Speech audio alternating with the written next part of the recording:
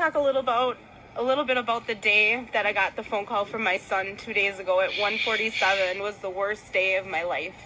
He called and said he just got pulled over by the police. And then he said that, I said, well, why did you get pulled over? And he said, because I had air fresheners hanging in the rearview mirror. I said, okay, we'll take them down. He said he also, the police officers were asking about insurance. And I said, okay, when the police officer comes back to the window, put him on the phone and I can give him all of our insurance information.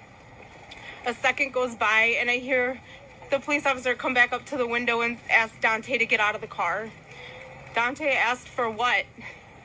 Police officer said, because, I'll explain to you when you get out of the car. He said, am I in trouble?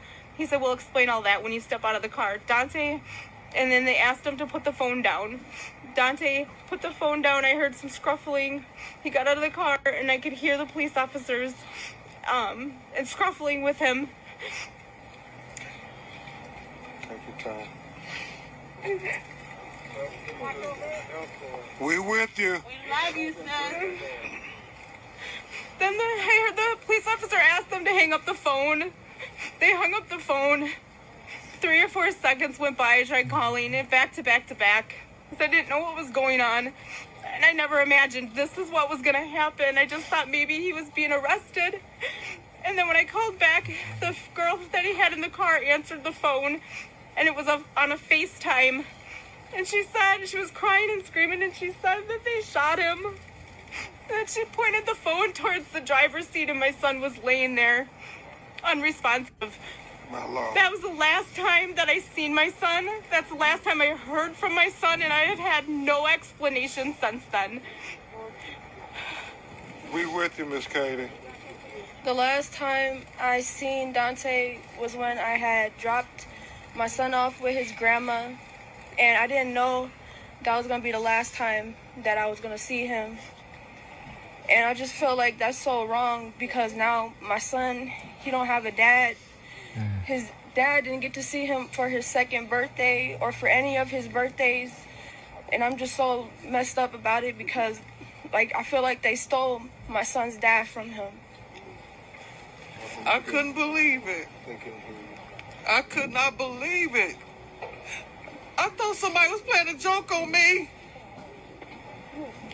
It hurt me to my heart. Daunte was a beautiful child. He might not have been an angel, but he was our angel. Our angel. He belonged to us. He belonged to us. Tell him, Grandma. And he's going to be missed.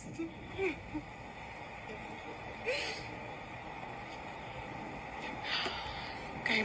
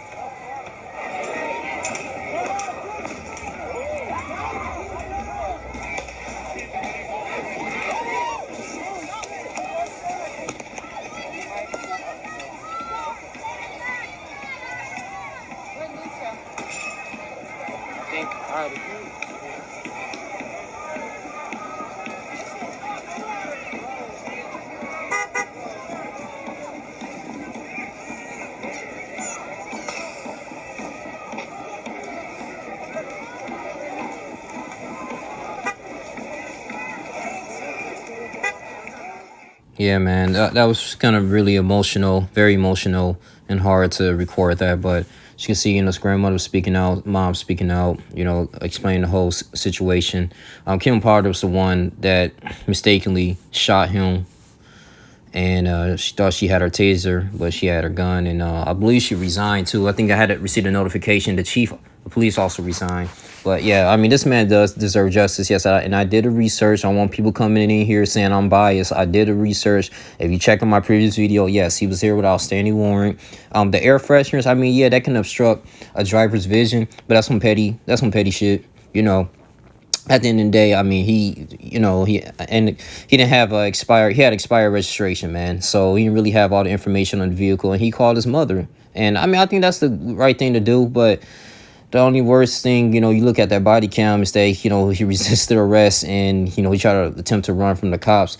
That was bad on him. But at the same time, too, this is when the police officers have to go into that training and muscle memory to understand where their equipment is. So, yes, you have to, you know, make sure these cops are accountable. I mean, it was manslaughter. I mean, at the end of the day, if you meant to tase him, okay, you know, and drug him out of the vehicle, but, you know, it went wrong, and you are a professional. You're supposed to handle these situations like this, and it's no excuse.